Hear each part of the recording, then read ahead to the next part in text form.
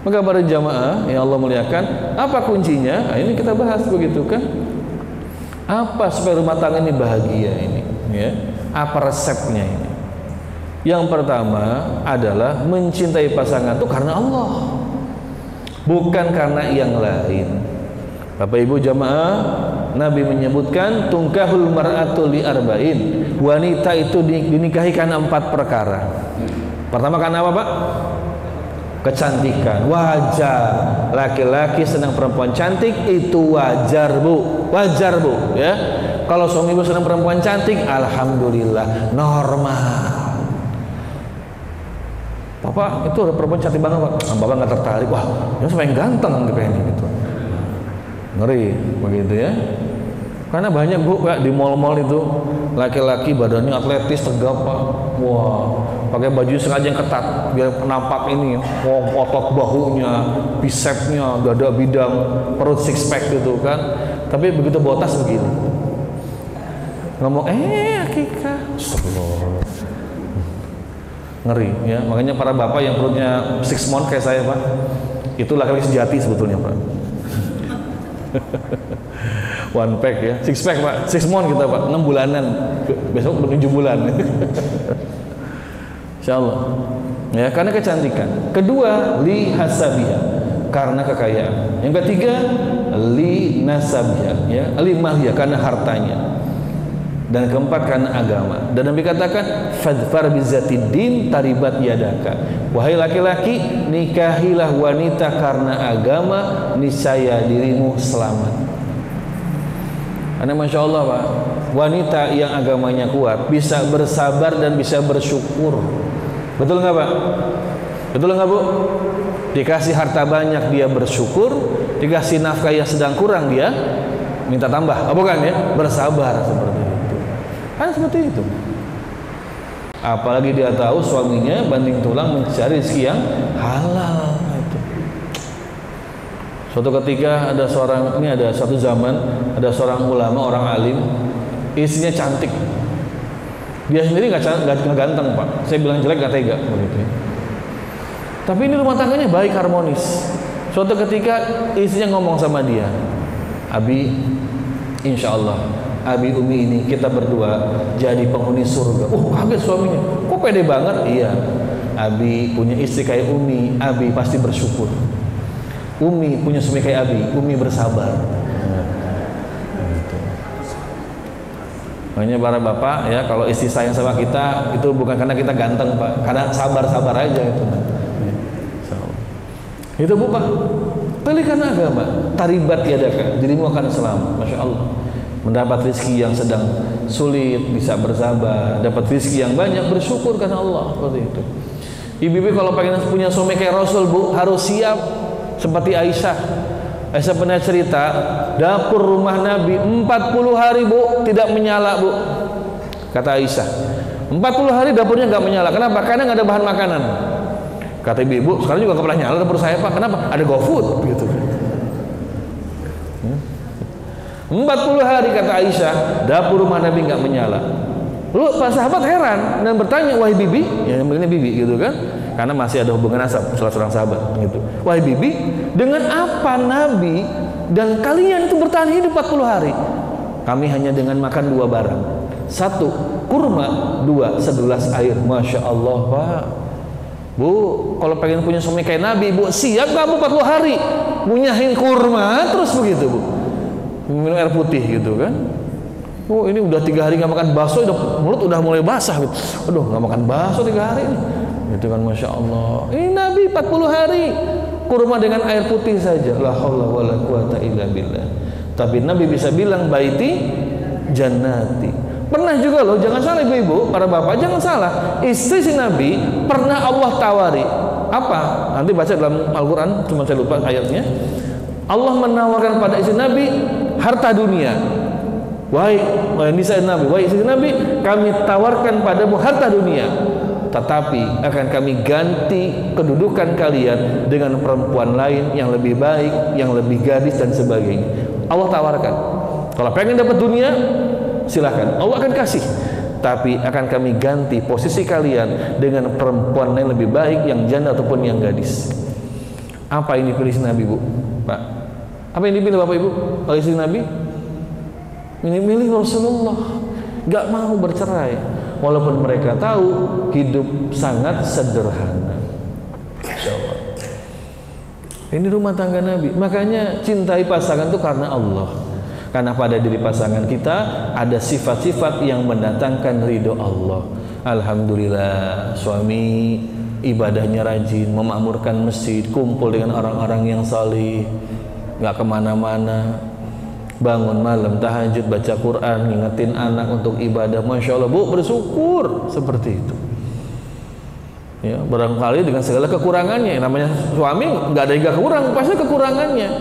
Ya, mungkin ya kalau bicaranya romantis, ya rambutnya kayak selebritis, tapi mungkin tampang teletabis, ya nggak apa-apa. Nggak mungkin nggak punya kekurangan, pasti punya kekurangan. Tapi kalau taat pada Allah, dalam diri suami ada sifat-sifat yang Allah ridho, maka cintai suami karena Allah. Begitu pula Pak, kita laki-laki cintai istri karena Allah, karena pada istri kita ada sifat-sifat yang Allah memberikan ridho pada dia, seperti itu. Makanya kata Nabi, la yafraq mu'minun mu'minatan, janganlah seorang laki-laki beriman mencela, mencaci istri yang beriman. In kariha minha khuluqan. Nah, ini perhatikan Pak. Bisa jadi kamu gak suka dengan satu sifat istrimu, tapi radhiya minha akhar, kamu bisa ridho dengan sifatnya yang lain. Karena istri kita pasti ada kekurangan, betul Pak? Betul nggak Pak? Mungkin istri kita Pak nggak secantik Lydia Kando Pak. Zaman dulu nih Pak ya, Lydia Kando ya. Gitu. Kalau sekarang kan udah lewat zamannya. Kalau sekarang mah coba Chelsea Islan begitu ya. Gitu ya. Nggak secantik Lydia Kando. Mungkin istri para bapak nggak sekinclong bintang-bintang drama Korea, Ibu. Gitu. Gampang Pak, modalin Pak. Ya, kalau bapak ingin istrinya kinclong kayak ini artis Korea, belikan Pak bedaknya yang bagus, yang mahal. Setuju Bu? Jangan bedaknya salisil mulu kasihnya itu kan. Gitu ya. Lebih kerosin bedaknya gitu ya. Insya Allah. Belikan skincare yang mahal Bu, betul nggak Pak? Betul nggak Bu? Oh betul Pak. Tuh ya. Biar kulit istri kita tuh glowing Pak. Kalau bisa glowing in the dark, mati lampu nyala kulitnya gitu ya. Wah, mati lampu tenang, mama mau glowing. Tuh lihat mama tuh glowing. Insya Allah, kulitnya mulus, dipegang, ya nggak pernah kena DBD. Kenapa? Nyamuk nempel langsung kepleset. Luar biasa itu. Tapi jangan salah, itu kewajiban suami Pak, memberikan yang layak untuk istri, itu kewajiban suami itu. Ya, bukan main-main nih ya. Ini yang pertama para hadirin jamaah, agar rumah tangga harmonis dan anak-anak merasakan keharmonisan rumah tangga, orang tuanya cintai pasangan karena Allah. Dalam hadis lain Nabi mengatakan, siapa yang menikah karena harta, Allah hilangkan 3 perkara yang lain. Agamanya hilang, keturunan baik hilang, kemudian juga nanti yang namanya kebaikan juga hilang. Siapa menikahi wanita karena keturunan, maka hartanya hilang, kemudian juga kecantikannya hilang, agamanya juga hilang. Tapi kalau menikahi wanita karena agama, 3 perkara akan datang. Kalau nikah karena agama, kecantikan datang, kemudian juga keturunan baik datang, harta yang barokah datang, dan juga yang lain pun akan datang. Masya Allah. Ini agak repot ngomong sama anak muda Bu, Pak. Kalau para bapak sudah nikah puluhan tahun, yang sama muda-muda dia mau nikah, ini repot nih. Karena pakai alasan, ayo dek, nikah sama yang salehah dek. Aduh Pak, kata anak-anak muda gitu kan. Kalau agama bisa di-upgrade, tapi kalau wajah nggak bisa di-upgrade Pak, gitu katanya tuh. Masya Allah. Ini anak muda ada aja dalihnya gitu ya, ngeles gitu kan. Itu bagus tuh, anaknya bapak anu kan banget salehah. Aduh Pak, mohon maaf Pak, agama bisa di-upgrade, kalau wajah Pak nggak bisa di-upgrade begitu kan. Nauzubillah min dzalik ya. Kita ingat sama anak kita, para bapak ibu yang sudah punya anak bujang, ingatkan hati-hati memilih calon istri, hati-hati memilih calon suami. Cari calon suami, calon istri yang itu ada sifat-sifat yang mendatangkan ridho Allah. Dan kata Nabi, kalau ada 2 orang saling mencintai, maka yang paling besar kecintaannya, paling besar kedudukannya, ia adalah yang paling cinta pada saudaranya. Di bapak ibu kita semua suami istri ini, suami istri mana yang paling afdol, paling mulia di hadapan Allah kedudukannya, yang paling besar cintanya pada pasangan. Itu yang paling tinggi kedudukannya. Maka bisa jadi seorang suami lebih tinggi daripada istri, bisa juga sebaliknya. Yang kedua, bapak ibu, suami istri Allah muliakan, jalinlah persahabatan suami istri. Nabi SAW mengatakan, innama nisa'u syaqaiqur rijal. Sesungguhnya wanita itu adalah sahabat kaum pria. Rumah tangga itu bukan hubungan buruh dengan majikan, Pak ya, mohon maaf ya. Bukan buruh dengan majikan. Rumah tangga itu. Jangan sampai istri kita anggap ART, asisten rumah tangga begitu. Bukan, istri kita sahabat kita. Dan juga bukan hubungan antara komandan dengan prajurit, bukan. Tapi hubungannya hubungan persahabatan. Itulah rumah tangga yang dibangun dalam Islam. Bahwa istri kita, suami ibu-ibu, ya istri para bapak, itu adalah sahabat di dalam mengarungi kehidupan untuk mendapatkan ridho Allah Ta'ala. Gitu. Harus bersahabat itu makanya. Bagaimana sahabat itu? Nah kita lihat ya. Ini contoh yang nggak bersahabat ini. Main perintah, serba komando. Ayo begini, begitu. Ah enggak. Oke, sekali-kali ngasih perintah, tapi bukan kemudian menganggap pasangan itu sebagai bawahan, bukan. Kemudian ya egosentris, selalu ego. Aku tuh begini, kamu tuh. Bahas sudah aku dan kamu. Perhatikan Bapak Ibu, Nabi SAW dengan istri-istri itu, kalau para istri Nabi memanggil Nabi tidak pernah dengan nama. Panggilannya adalah ya Rasulullah. Ya Rasulullah, nggak pernah dengan nama Nabi. Padahal kebiasaan orang Arab kalau manggil nama suami dengan nama. Saya pernah waktu itu bertamu ke rumah guru saya, Pak, orang Timur Tengah, ya. Kita bertamu, ngobrol kita masalah agama, tiba-tiba dari dalam rumah istrinya manggil, pakai namanya. Saya kaget itu, kok pakai namanya gitu ya? Misalkan namanya Ahmad, Ahmad begitu. Ya Allah Robbi, kayaknya kalau di Serpong ada yang gitu, Pak, dilempar kelapa tuh kayaknya begitu. Manggil nama coba itu, Bu, Ahmad begitu kan. Saya kaget juga. Oh ini uruf kebiasaan orang Arab ternyata itu. Kalau kita masih alhamdulillah ya manggil papa gitu kan, mah begitu kan. Nah ciri-ciri rumah tangga sudah bermasalah kalau manggil pasangan dengan panggilan yang buruk. Waktu awal nikah di HP panggilannya permaisuriku. Udah 3 tahun nikah, nama panggilan istri Satpol PP begitu kan. Ini masalah nih kayak begitu ya. Ayo Bapak Ibu ya, panggil pasangan dengan panggilan yang terbaik. Kalau Aisyah dipanggil Nabi, apa panggilannya Bu? Ya Humairah, pipinya kemerahan. Tapi Bapak jangan jujur Pak ya, istrinya hitam Hajar Aswad begitu ya. Jangan ya. Yang jangan jujur. Beri panggilan yang terbaik untuk pasangan kita. Ada kawan saya Pak, itu manggil istrinya Hani. Insyaallah Hani, karena memang namanya Hani, bu namanya itu. Berikutnya Bapak Ibu, suka mencari-cari kesalahan. Ini penyakit. Dan siapakah yang paling pintar mencari kesalahan pasangan? Mohon maaf, ibu-ibu. Itu istri. Makanya bapak-bapak, bahwa mungkin baru nyadar bahwa istri kita itu ahli sejarah. Kalau sudah punya salah itu ingat betul. Papa ingat nggak Pak? Waktu itu Papa tuh begini. Nih, Mama masih simpen nih chat WA-nya, disimpan sebagai barang bukti. Pakai pesan berbintang pula WA-nya itu kan. Kata ibu-ibu ya, Nabi SAW menyebutkan bahwa di dalam neraka paling banyak siapa Bu penghuninya? Paling banyak siapa Bu? Siapa Bu? Perempuan. Laki-laki nggak sedikit Bu. Waktu Nabi menyampaikan hadis sahih ini, ada perempuan yang bertanya, ya Rasulullah, kenapa banyak perempuan? Nabi menjawab, yakfurna, mereka kufur mereka. Tanya lagi, yakfurna billah, kufur pada Allah? Bukan, kata Nabi, yakfurna al-ashir, kufur pada suaminya, kata Nabi. Kata Nabi, kalau engkau wahai laki-laki mengerjakan kebaikan sepanjang hidup pada istrimu, kemudian satu kali berbuat kesalahan, maka wanita suka mengatakan, aku tidak melihat kamu berbuat kebaikan. Hati-hati para ibu. Jangan sampai gara-gara sekali, 2 kali suami berbuat kesalahan, lupa jemput dari pasar atau berangkat ke pasar bareng berdua, pulang sendiri tinggal istri gitu kan. itu panjang urusannya begitu. Laki-laki itu banyak penyakit lupanya, Bu, ya. Laki-laki itu otaknya nggak bisa multitasking.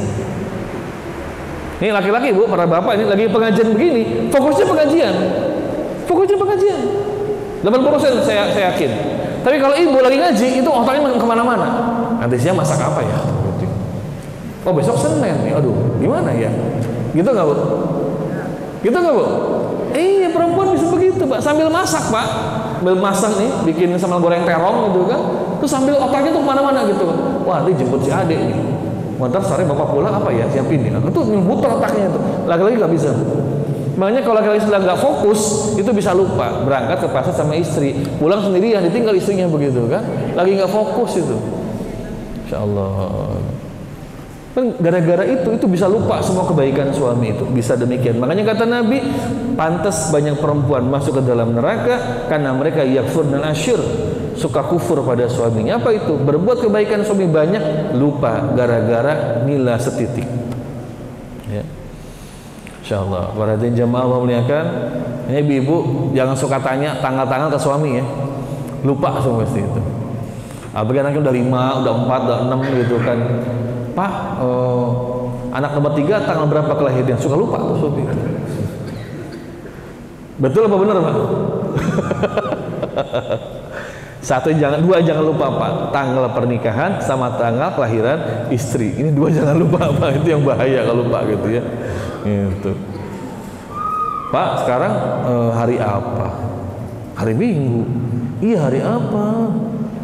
Hari apa? Ya hari Minggu libur gitu kan. Hari apa? Gitu kan. Hari apa? Gitu. Udah mati tuh kalau gunung udah pecah tuh gitu ya. Itu kalau nyender ke pohon gede bok pisang, Pak, udah gosong tuh pohon pisang tuh. Saking marahnya gitu kan. Tenang, Bu, sabar, Bu, jangan sampai ya. Jangan suka mencari kesalahan pasangan. Bapak juga sama.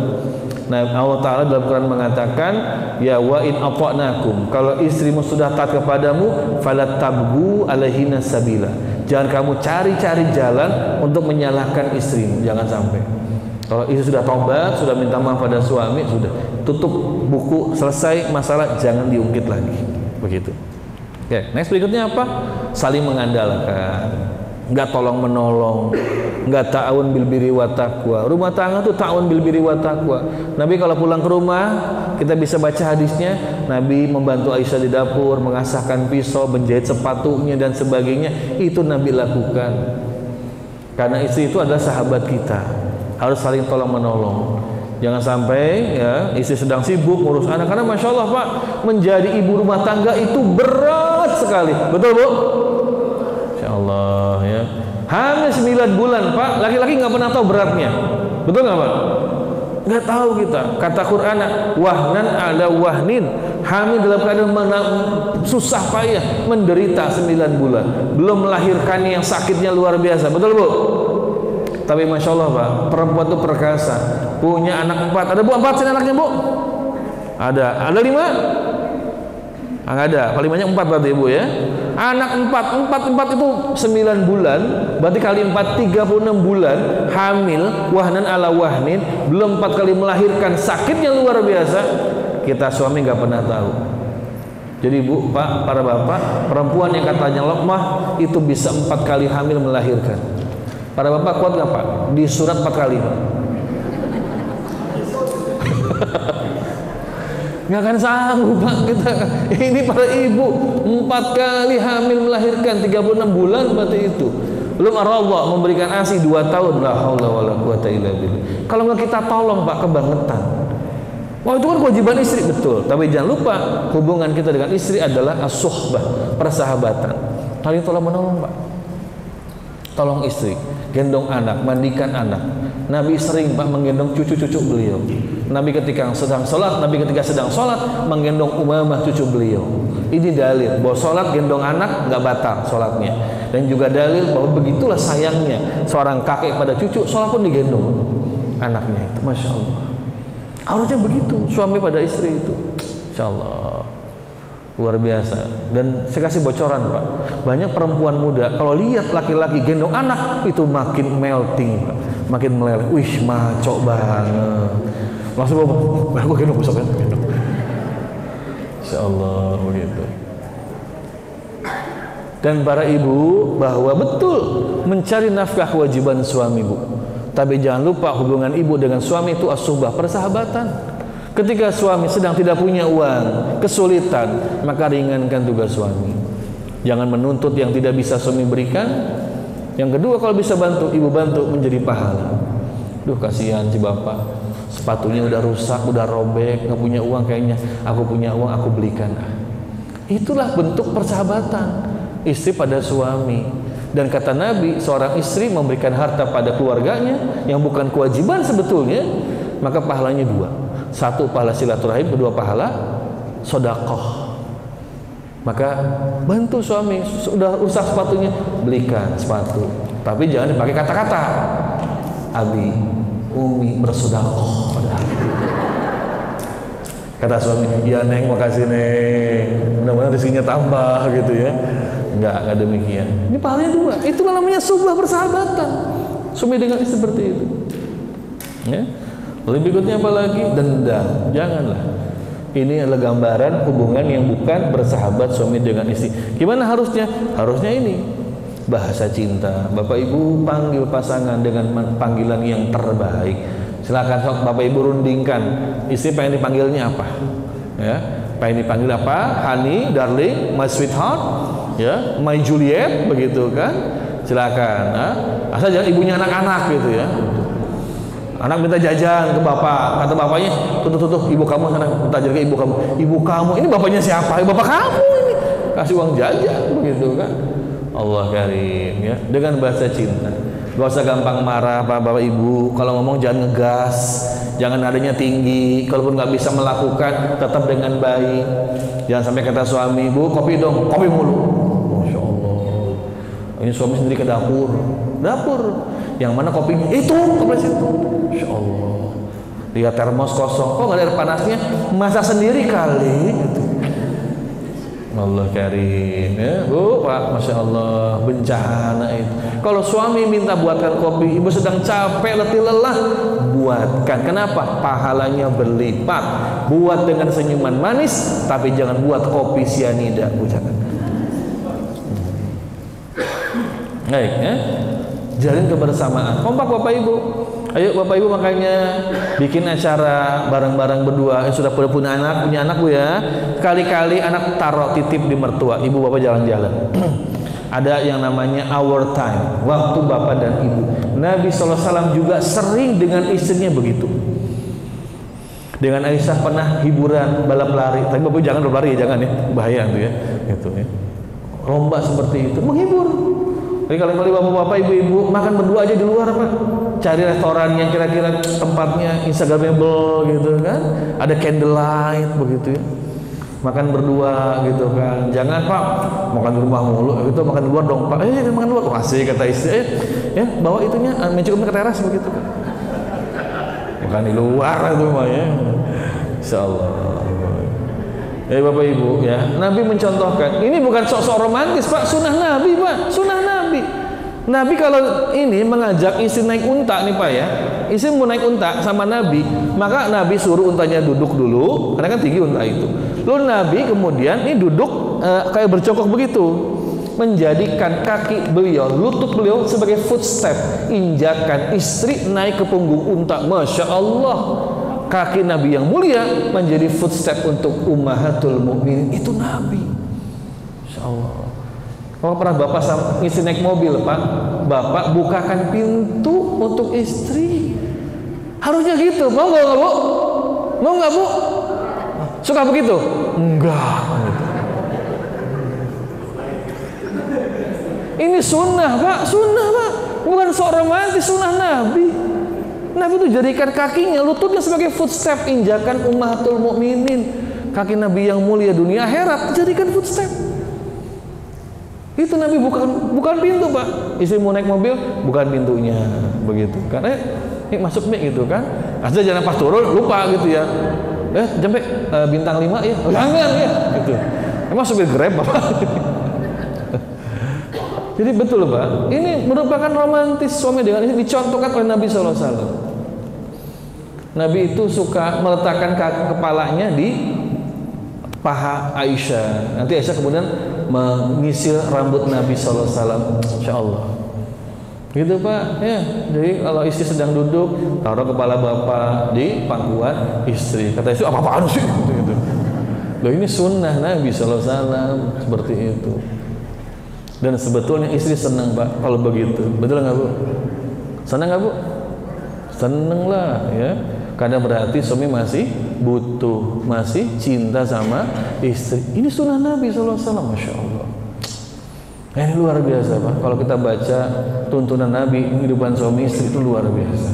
Yang kita anggap itu apalah seorang romantis, justru itu sunnah-sunnah Nabi sallallahu alaihi wasallam, masya Allah.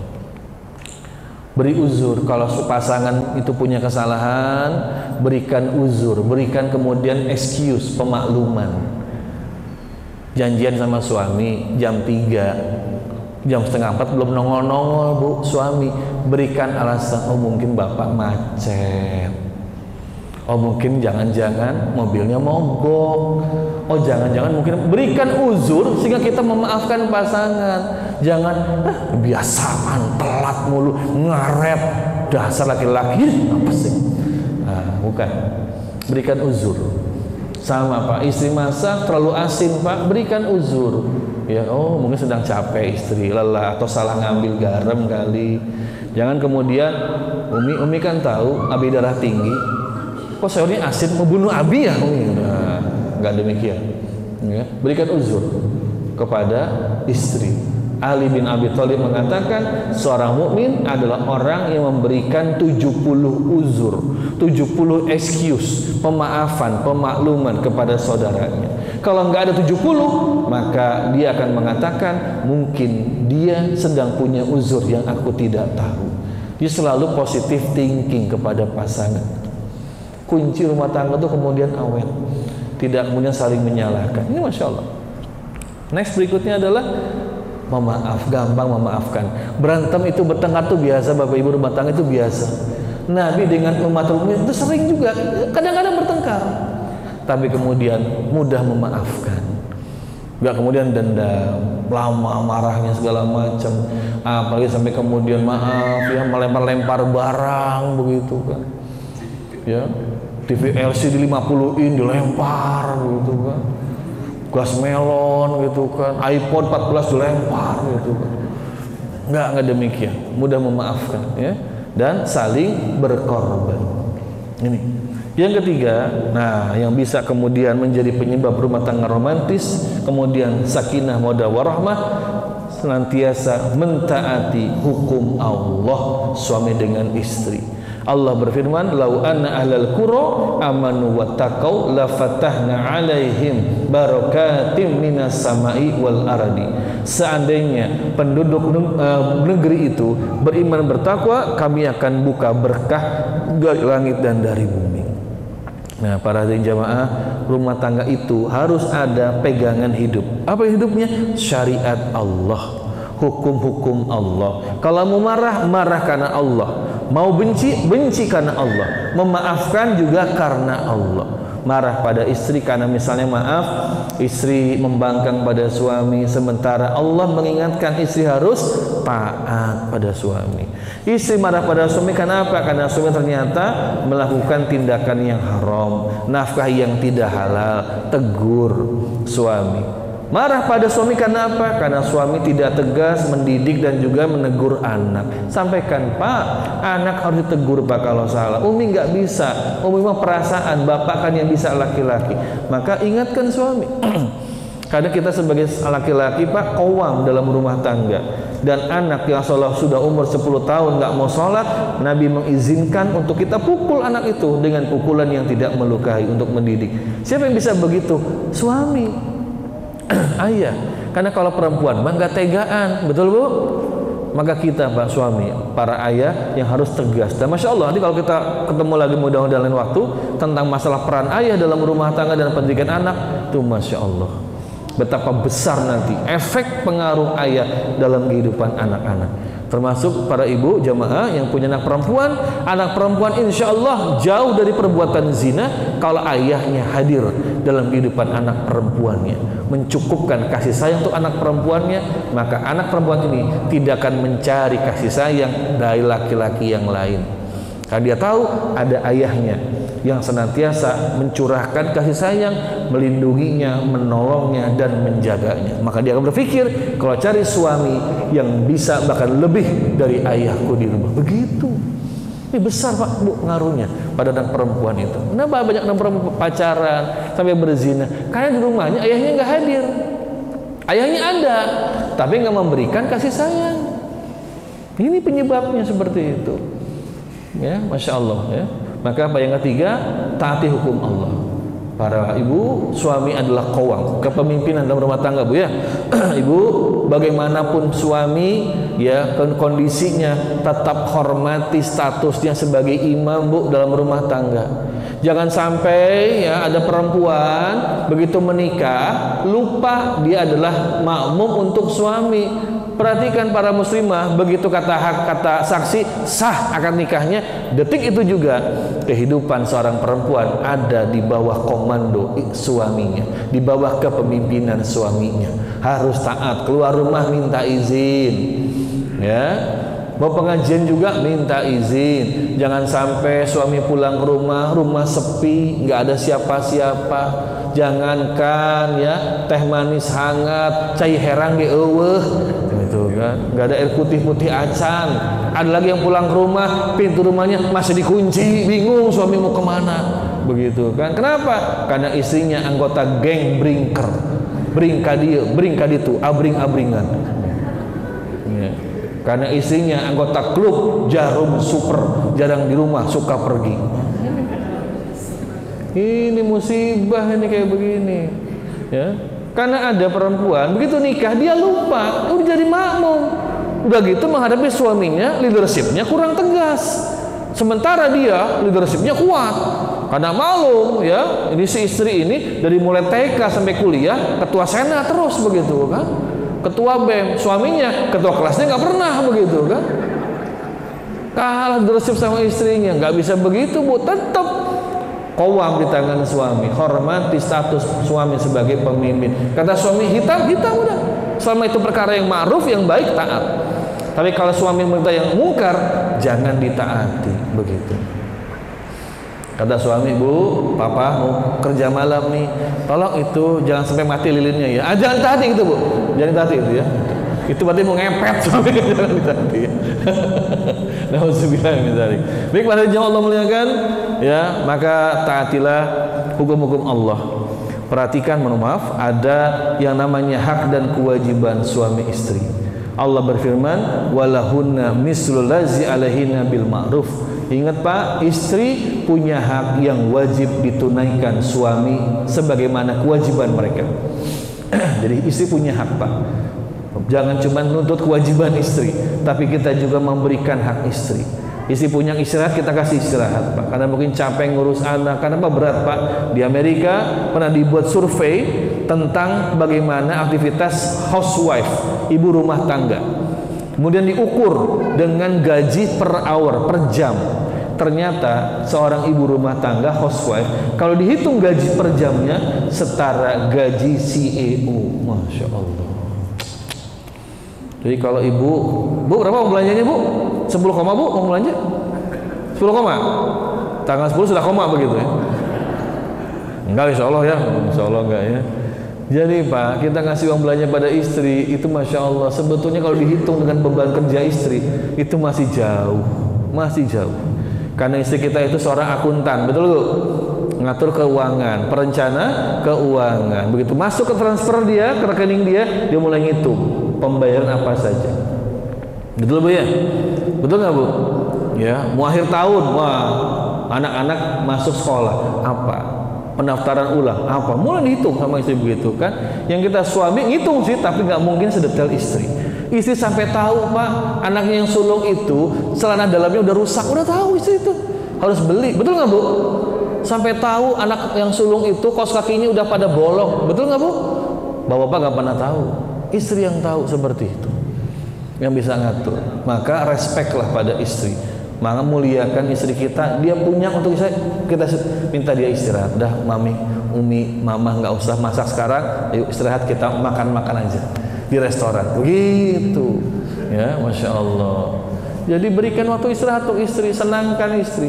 Sebagaimana Nabi pun mengerjakan begitu pada istri-istrinya. Nabi katakan, hiya rukum li nisaihim. Sebaik-baik kamu yang paling baik pada istri-istrinya, dan aku adalah orang yang paling baik pada istriku. Itu kata Nabi SAW. Nabi di medan perang panglima paling gagah. Kata para sahabat, kalau kami berperang, Nabi itu di paling depan, kami merapat di belakang Nabi. Begitu Pak sahabat Pak, Nabi paling depan. Tapi begitu di rumah, Nabi suami teladan, jarang marah, juga sangat sayang pada istri, anak-anak, dan juga cucu-cucunya. Masya Allah. Itulah rumah tangga Nabi SAW. Oleh karena itu para hadirin Allah muliakan, kita senantiasa harus mengikuti sunnah Rasul. Kita mengikuti juga ajaran Islam, karena itulah yang akan menjalin dan menjaga sakinah mawadah dalam kehidupan rumah tangga kita. Ini barangkali yang bisa disampaikan. Sampai pukul berapa Pak? Sampai Isya? Oh enggak ya? Enggak ya. Ya, ada kesempatan untuk tanya jawab. Saya persilakan. Hanya mohon pertanyaannya jangan yang terlalu sulit Bu ya Pak ya. Yang gampang-gampang aja ya. Kalau bisa yang pilihan berganda jawabannya gitu. Tunggu dah. Jalani dari Bonang. Yang saya pertanyakan, terjadinya banyak fenomena di negeri ini ya, seperti kasus-kasusan dalam rumah tangga ataupun bullying dan kenakalan remaja. Terus yang ramai kemarin itu mengenai pernikahan dini dispensi. Itu apakah anak kurang peran dalam keluarganya? Apa ada sistem lain di luar itu tadi? Ya. Mohon terima kasih jawabannya. Assalamualaikum warahmatullahi wabarakatuh. Yang pertama, kita melihat ini kenyataannya bahwa kondisi sosial masyarakat kita ini sedang dalam kondisi memang menurun sekali. Akhlaknya, ibadahnya, adab-adabnya itu kita khawatir sekali, Bapak Ibu sekalian ya. Kita nonton berita aja itu, berita kriminal itu subhanallah terjadi. KDRT dalam rumah tangga ya, kemudian juga kasus bullying, itu memang fenomena. Apa penyebabnya? Ini ada dua penyebab. Pertama, faktor di internal kita umat muslim. Bahwa kita akui umat muslim hari ini, kata seorang ulama, mengalami yang namanya dha'fus syadid fi fahmil Islam. Kelemahan yang sangat di dalam memahami ajaran Islam. Muslim tapi nggak paham agama. Itu realita. Ya. Coba Bapak Ibu yang kalau jadi guru ya, kali-kali ke anak-anak SMP, SMA tanya, coba anak-anak Bapak pengen tahu, Ibu pengen tahu siapa di sini yang sholat 5 waktu, acung tangannya. Ibu tanya coba mereka, mungkin nggak sampai separuhnya itu. Coba siapa yang di sini kalau sholatnya berjamaah ke masjid, lebih sedikit lagi. Sampai kalau sholat subuhnya tepat waktu ke masjid, lebih sedikit lagi seperti itu. Itu fenomena itu. Ya. Apa kalau telusuri lebih jauh lagi, siapa yang kemudian saya pernah Bu ya Pak ngajar di satu sekolah, saya ngasih tugas bikin paper kecil lah, cuman 2 halaman ya. Coba ya kamu tuliskan pengalaman kamu yang paling berharga, yang paling penting bersama dengan orang tua kamu. Gitu. Ada anak Pak nggak nulis Pak, anak nggak nulis. Saya tanya, kamu nggak nulis tak kenapa? Apa ya? Kayaknya nggak ada deh. Oh Allah, sedih banget tuh. 9 kayaknya nggak ada deh. Masya Allah. Berarti menunjukkan dia nih memang nggak ada rasa kebanggaan, senang, bahagia ketika bersama orang tuanya itu. Kenapa? Karena orang tuanya tidak paham bagaimana cara mendidik anak-anaknya sesuai tuntunan agama.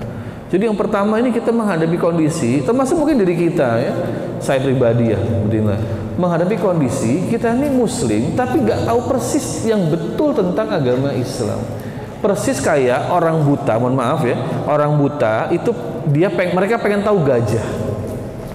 Ada orang buta megang belalai gajahnya, ada yang megang kemudian ininya apa, gadingnya, ada yang megang buntutnya, ada yang megang telinganya. Lalu masing-masing menyimpulkan, kata yang megang belalainya, oh gajah itu ternyata kayak ular sanca, kayak ular piton. Itu saya yakin dia pegang belalainya. Katanya megang ininya gadingnya, salah kamu.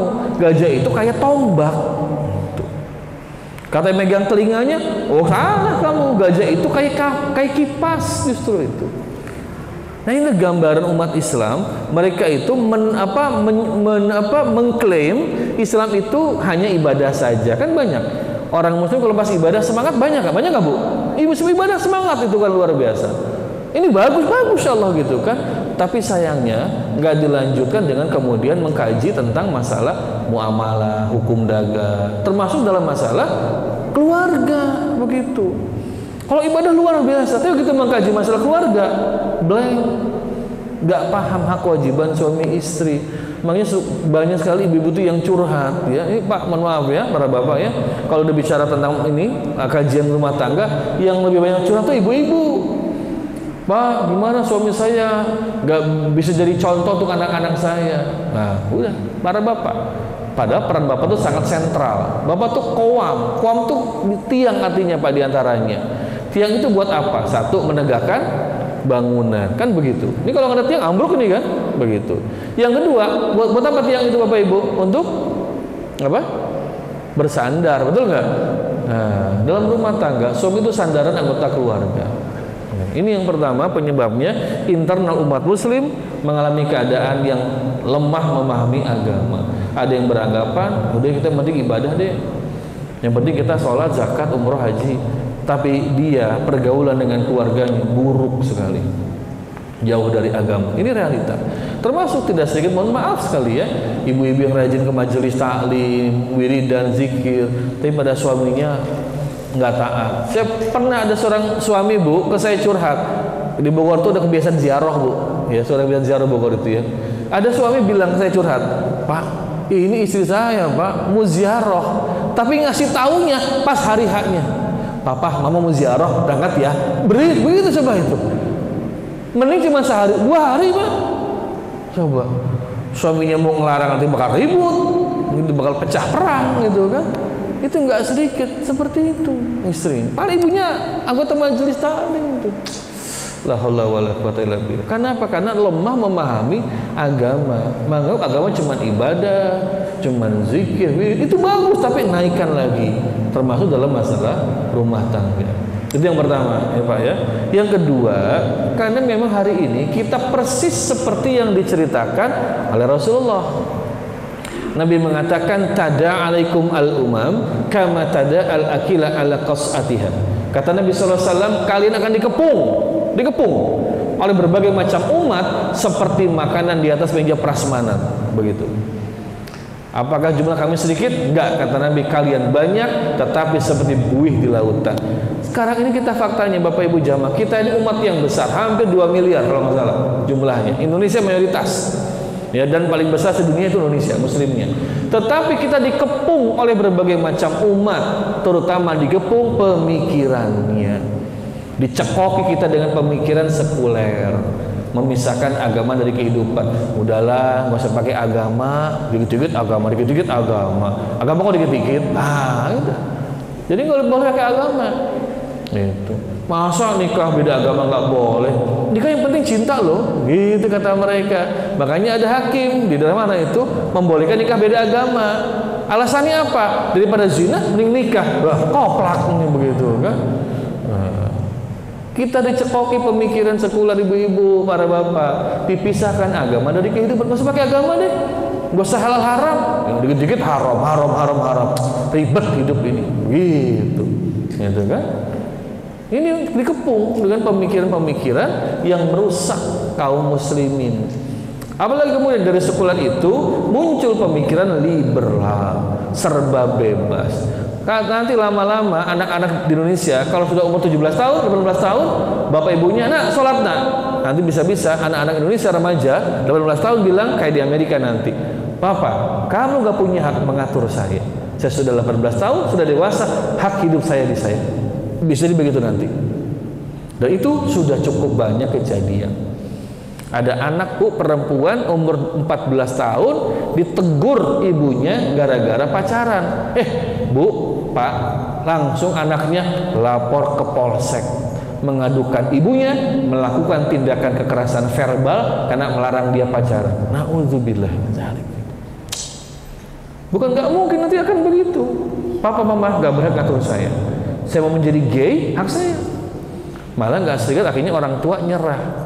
Itu ada satu kampus negeri terkenal di Jakarta, sudah ada komunitasnya, kampus negeri, komunitas gay, ya. Dan kemudian ada lembaga, tapi non kampusnya, tapi ada di situ lembaganya, non kampus tapi di situ, itu yang memberikan konsultasi kepada remaja mahasiswa yang galau. Jika ada masa galau, Bu dokter saya ini kok laki-laki tapi senang sama laki-laki, gimana ya? Oh nggak apa-apa, itu ekspresi kamu, nggak apa-apa, lanjutkan. Begitu konsultasinya itu. Kampus negeri. Nah saya baca itu ceritanya ada seorang mahasiswa itu fakultas hukum di kampus itu, ganteng Bu, kayak penyanyi Afgan. Tahu Bu Afgannya? Ganteng gitu kan? Afgan ganteng nggak Bu? Apa ganteng Sule? Gitu. Itu ganteng Bu ya, kayak Afgan. Dia cerita itu di satu artikel koran, saya gay, saya bilang sama ibu saya bahwa saya gay. Mama saya nangis. Tapi kemudian saya bilang, mama kenapa nangis? Saya tetap anak mama kok, saya tetap baik, saya tetap sholat, tetap puasa. Terus begitu, lama-lama ibunya nerima gini ibunya. Coba ini kita sudah dikepung dengan pemikiran sekuler liberal. Gitu. Di Bogor ada kejadian, ya, ada seorang ibu, anak perempuannya 3 hari nggak pulang, anak SMA 3 hari perempuan nggak pulang. Ternyata ngapain? Jalan-jalan, dia nginep sama pacarnya 3 hari. Begitu pulang, langsung ibunya bawa ke bidan. Ini bidan ini kebetulan seorang ustazah ya. Bawa ke bidan, divisum. Masih perawan atau enggak? Divisum. Kemudian bidan divisum. Ternyata sudah nggak perawan. Ibunya nangis ya. Anak perempuannya sambil megang HP. Mama biasa aja kali mah begitu. Ini sudah dihancurkan. Kita dikepung dengan pemikiran sekuler liberal, dan yang repotnya itu ini kemudian diakomodir. Jadi apa? Jadi undang-undang. KUHP yang baru Desember kemarin ketok palu itu ada pasal tentang perzinahan. Apa itu perzinahan itu? Itu mengikuti konsep Belanda. Yaitu apa? Kalau ada suami orang dengan istri orang kumpul kebo, itulah zina. Itu baru bisa kemudian dibawa ke pengadilan kalau ada keluarganya yang tidak terima dan lapor ke polisi. Jadi kalau mereka itu nggak ada yang lapor, aman, bisa lanjut. Kalau yang jejaka, yang gadis, yang jomblo, kemudian tinggal bersama gimana? Boleh, bukan zina. Bahkan kata Kemenkumham itu terang-terangan, nanti Bapak bisa cek di Google itu kan, mengatakan dengan berlakunya KUHP ini maka semua perda syariah batal. Gitu. Termasuk kata Kemenkumham, nanti Satpol PP tidak boleh merazia losmen, nggak boleh merazia hotel-hotel. Karena kalau mereka merazia hotel-hotel losmen, ada pasangan sedang kayak begitu, maka mereka melanggar KUHP. Coba Pak, gila nggak Pak ini, coba kan seperti itu. Kalau nanti nauzubillah di kampung ada yang zina, RT RW tahu, Ustadz tahu, tetangga tahu, ngegerebek, siapa yang akan dipenjarakan? Yang gerebeknya itu, karena melakukan tindakan tidak menyenangkan. Ada satu lagi yang belum disahkan, tapi ini karena masih perdebatan terus. Apa itu? Pasal kekerasan dalam rumah, pasal pemerkosaan dalam rumah tangga. Yaitu kalau istri dipaksa suami hubungan intim, istri nggak terima, bisa mengadu pada polisi. Lapor Pak polisi, kenapa? Saya diperkosa. Sama siapa? Suami saya. Siapa? Itu Pak Haji. Tanggal. Nanti di polsek ya. Nanti di polsek itu Bapak Ibu. Nanti di polsek itu, di penjara polsek, kumpul para suami di situ. Nggak beri penjara, pemajikan lapor kurang maksa, akan begitu nanti itu. Tapi ini masih terus perdebatan, tapi sudah lama diusulkan oleh kaum feminis. Alasannya apa? Maaf, hubungan badan hak masing-masing. Perempuan punya hak menolak hubungan badan, laki-laki punya hak menolak hubungan badan. Ayo coba nanti kalau gitu Pak, kita laki-laki bikin peraturan Pak, ajukan ke DPR. laki-laki ngajak hubungan badan maksa itu pemerkosaan, nanti istri minta tambah nafkah pembegalan, gitu. Cok sia, cina puas begitu kan. Gitu ya Pak ya. Jadi memang ini dua faktor itu memang begitu. Ya mudah-mudahan Allah menjaga kita.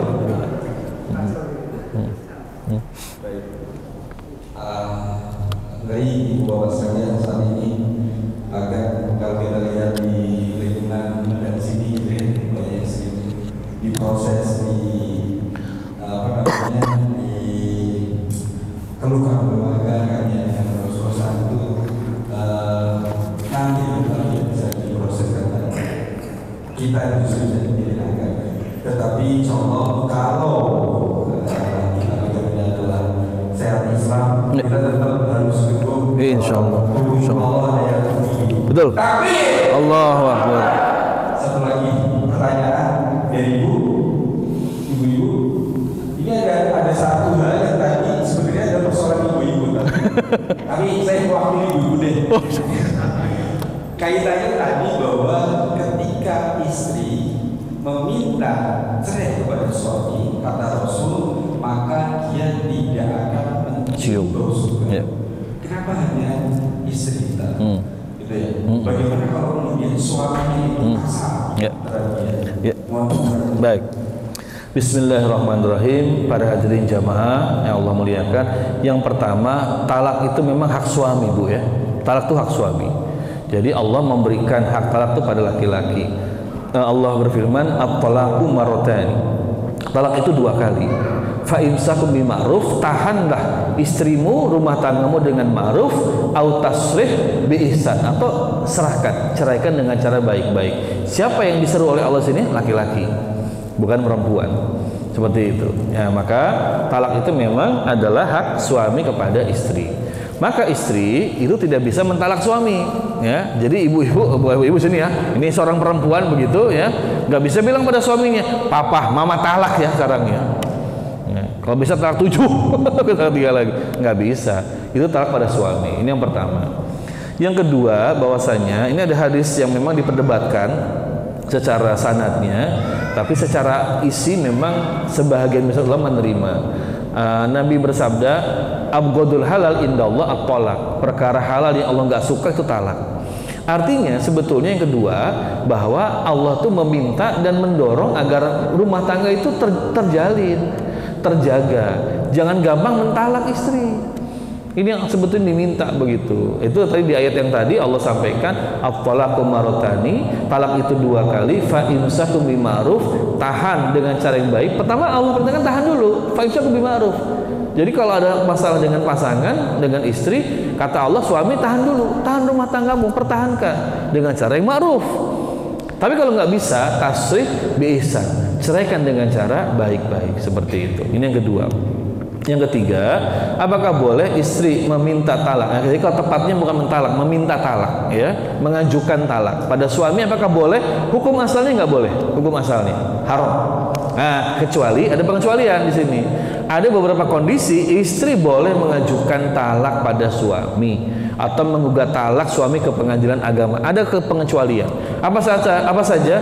Satu, ketika suami secara sengaja melalaikan nafkah, ya, lahir maupun batin pada istri, wajib memberikan nafkah, dilalaikan. Padahal suaminya ini, wah, masya Allah, income-nya luar biasa, salary-nya tinggi, gitu kan. Ngasih ke istri dikit-dikit. Wah, kalau suaminya makan di rumah makan Padang sederhana, ya, belum makan pagi sore Garuda, gitu kan. Isi di rumah makannya apa? Krecek oncom, yang pakai lenca, gitu ya. Itu pakai hulu pedah lagi begitu kan, Allah. Ini zalim. Nanti kalau ternyata begitu suaminya, istrinya lihat stroke gaji suaminya, kaget, wah, terus gaji suamiku ini besar loh. Begitu lihat stroke-nya, saya doain kena stroke moga-moga begitu. Nah, nggak terima istri bisa mengajukan talak, karena Nabi SAW mengingatkan pada para suami, ya, berikan makan istrimu, berikan pakaian istrimu, atau nanti istrimu mengatakan at-imni au farikni au talaqani atau talikni, berikan aku makan atau ceraikan aku. Jadi bisa istri menggugat cerai ketika suami sengaja melalaikan nafkah. ya, lahir dan juga batin pada suami. Yang berikutnya apa lagi? Kalau suami ini menghilang tanpa kabar, pergi aja gitu kan, 3 kali lebaran nggak pulang-pulang, ya, Bang Toib, nggak pulang-pulang, nggak ada kabar, kirim WA enggak, apalagi transferan juga enggak. Gimana ini?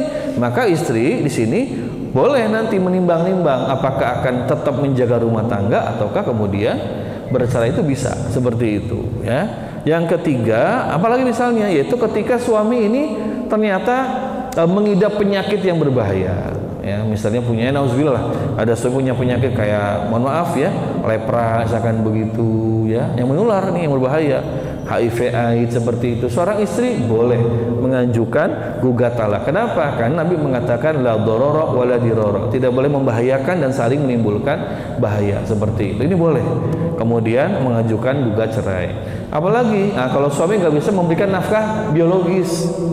Karena mohon maaf ya, ada suami barangkali yang dia mengalami potensi lemah syahwat ataupun nggak bisa memberikan keturunan, seorang istri dibolehkan, bukan harus ya, tapi dibolehkan memilih antara melanjutkan pernikahan atau mengajukan gugat cerai, itu boleh seperti itu ya. Kalau sakit nanti hakim coba berikan kesembuhan dulu, minta berobat dulu, kasih kesempatan suami berobat sampai sehat begitu kan, sampai kemudian nanti sehat pulih, sudah rumah tangga harus bertahan. Apalagi kalau suami ini berbuat kemungkaran, maksiat besar, ya, nauzubillah, suaminya pejudi, minum khamr, berzina, atau suaminya suka mencaci maki agama gitu kan, ini boleh istri mengajukan gugat cerai, termasuk ketika suami ini melakukan kekerasan pada istrinya, main pukul, caci maki segala macam, istri boleh mengajukan gugat cerai. Jadi nggak harga mati nikah itu, ya. Ada nanti keadaan istri diizinkan oleh agama untuk mengajukan gugat cerai dari suaminya. Tapi syarat-syaratnya nggak asal gugat cerai gara-gara suami misalkan nyiwit cubit istri gitu kan, kita talak cubit sama suami, enggak, itu mah tuh lebay begitu mah. Jadi yang biasa-biasa begitu Pak, mudah-mudahan terbantu ini pertanyaan. Dari pasal kayaknya mau bertanya. 31 lagi yang terakhir 15 menit sebenarnya waktunya mau dimanfaatkan. Nah, saya ambil lagi Ustaz. Kaitannya dengan tadi didiklah anakmu sesuai dengan zamannya. Bisa nggak Ustaz bukan sebuah contoh yang konkret agar kita bisa aplikasikan? Ya. Ini perkataan ahli pendidik ya, bukan hadis Nabi ya. Nabi mengatakan, dikatakan seorang pendidik, adibu auladakum fi zamanihim, didik anakmu sesuai zamannya. Apa misalnya? Teknologi paling gampang itu. Kita bapak ibu gak bisa menghentikan teknologi untuk anak kita. Udah, kamu gak boleh punya HP, gak boleh punya laptop. Enggak, itu gak bisa. Karena kehidupan sekarang ini menuntut kita pakai teknologi gitu kan. Kalau kita mau bayar apa-apa sekarang pakai macam-macam aplikasi. Ibu mau belanja gimana Bu? Nggak usah ke pasar Tanah Abang sekarang Bu ya. Wah, tinggal buka ya, tinggal paket gitu kan. Sekarang udah begitu. Bapak-bapak gajian udah transfer gitu kan, nggak usah ngantri di bendahara, di kasir gitu kan. Nah ini teknologi itu kita nggak bisa matikan, dan lagi pula secara hukum teknologi itu adalah hukumnya mubah halal selama digunakan untuk yang ma'ruf. Nah, kita didik anak-anak kita ketika memanfaatkan teknologi untuk ma'ruf, perkara yang baik. Misalnya untuk belajar, untuk cari nafkah, profesi, skill, untuk dakwah. Misalnya anak kita dia punya kesenangan dalam broadcasting ya. Siaran, udah nggak apa-apa, dia jadi seorang vlogger, nggak ada masalah, sampaikan. Nah, bikinlah konten-konten yang bermanfaat, menebarkan ilmu. Kalaupun nggak dakwah, berbagi manfaat ilmu. Kau punya skill apa, kamu bisa ajarkan. Kan masya Allah, sekarang ini bapak ibu, anak-anak kita mau belajar apapun di internet tuh ada. Mau belajar tentang desain grafis, di YouTube ada tutorial pakai Photoshop, Corel Draw, ya. Mau belajar apa, akuntansi, Excel ada yang ngajarin itu di YouTube itu kan, masya Allah. Nah, itu kita bantu anak untuk kemudian menggunakan teknologi dengan bijak. Karena teknologi itu kayak pisau bermata dua, ya. Bisa pakai buat motong roti, bisa pakai buat nauzubillah membunuh orang. Nah, itu contoh. Yang dulu kan nggak ada. Zaman Nabi belanja ke pasar, ya. mau kemudian lihat barang, ya harus lihat barangnya gitu kan. Kalau sekarang kita mau belanja cukup lihat gambarnya, fotonya, maka sudah bisa kemudian masukkan keranjang atau wishlist, bayar ya gitu ya, seperti itu teknologi yang kita manfaatkan untuk anak-anak. Kita ajari untuk kemudian mereka bijak dalam memakainya. Apalagi misalkan hiburan, main game secara hukum boleh saja, tapi kita orang tua harus bijak, harus kemudian memberikan kesempatan anak hiburan itu juga ada aturannya. Nak boleh main game, tapi main gamenya itu hanya pas libur saja. Durasinya cuma 2 jam ya, jangan lama-lama sehari. Udah selesai sudah. Ini kamu yang main yang lain saja, baca buku, olahraga berenang, main bola, sepeda, itu lebih sehat. Nah itu kita contohkan yang bisa kita jadikan sebagai kondisi pembelajaran untuk anak-anak sekarang. Karena ya anak kita kan ketemu dengan tontonan, game seperti itu. Nah, kita berikan kemudian rambu-rambunya dan kita juga tegas di dalam menjalankan aturan. Begitu, termasuk juga penggunaan media sosial. Hati-hati sampaikan pada anak perempuan kita, ya, jangan suka selfie di-upload ke medsos. Kenapa? Hati-hati nanti ada laki-laki yang dia punya penyakit ain, lihat foto kamu nanti kamu pun jadi kena musibah, atau nanti foto kamu disalahgunakan. Karena banyak itu foto-foto tuh diambil, ya, foto-foto perempuan berkerudung diambil, dijadikan untuk akun-akun pornografi. Fotonya perempuan berkerudung, tapi akun pornografi. Atau diambil kepalanya, di cropping, ya, kemudian dimodifikasi, badannya badan perempuan, mohon maaf ya nggak pakai baju. Itu banyak itu. Kita sampaikan, nah jangan suka umbar foto di media sosial, ini hati-hati karena suka digunakan untuk kejahatan. Nah itu contoh-contoh yang bisa kita berikan pada anak-anak kita, termasuk buat ibu-ibu Pak ya, sampaikan ya Bu, jangan kebanyakan shopping online ya, itu jangan keasikan sampai tukang paket 10 kali jejer depan pintu gitu kan. Nah, itu juga gitu Pak ya, barangkali gitu Pak ya, mudah-mudahan bermanfaat. Baik Bu.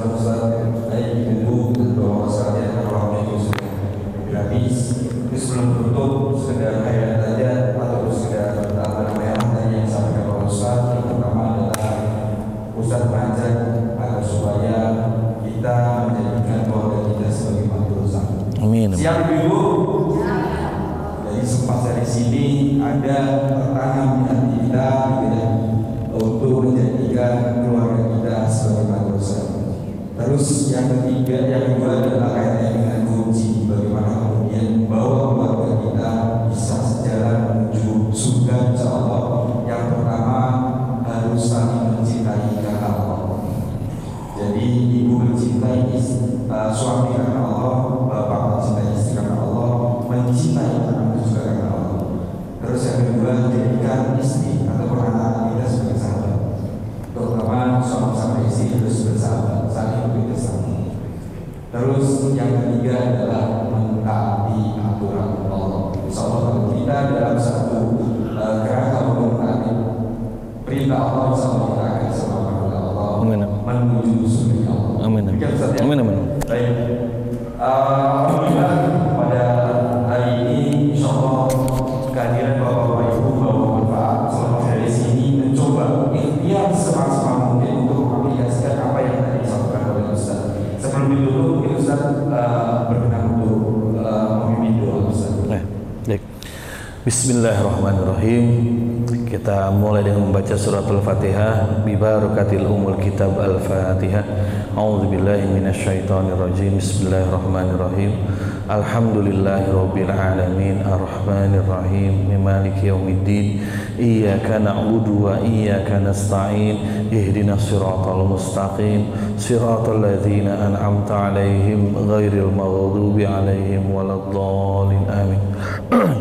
Allahumma salli ala habibika wa syafi'ina wa maulana Muhammadin wa ala alihi wa sahbihi ajma'in wa man tabi'ahum bi ihsanin ila yaumiddin wa alaina ma'ahum bi rahmatika ya arhamar rahimin.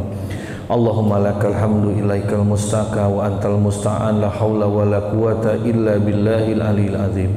Allahumma firil muslimin wal muslimat wal mu'minin wal mu'minat al ahya'i minhum wal amwat wa tabi' bainana wa bainahum bil khairat Rabbafir warham wa anta khairur rahimin Rabbana ighfir lana wa li ikhwanina alladzina sabaquna bil iman wa la taj'al fi qulubina ghillan lil ladzina amanu Rabbana innaka ra'ufur rahim Rabbana la tuzigh qulubana ba'da idh hadaitana wa hab lana min ladunka rahmatan innaka antal wahhab ya muqallibal qulub tsabbit qulubana ala dinika ya musarrifal qulub sarif qulubana ila ta'atika Allahumma inna nas'alukal huda wat tuqa wal afafa wal ghina Rabbana ighfir lana wa li walidina warhamhum kama rabbawna shighara Rabbana hab lana min azwajina wa dhurriyyatina qurrata a'yun waj'alna lil muttaqina imama Allahumma alif baina qulubina fa asli zata bainina wahdina subulas salam wan najina minaz zulumati ila nur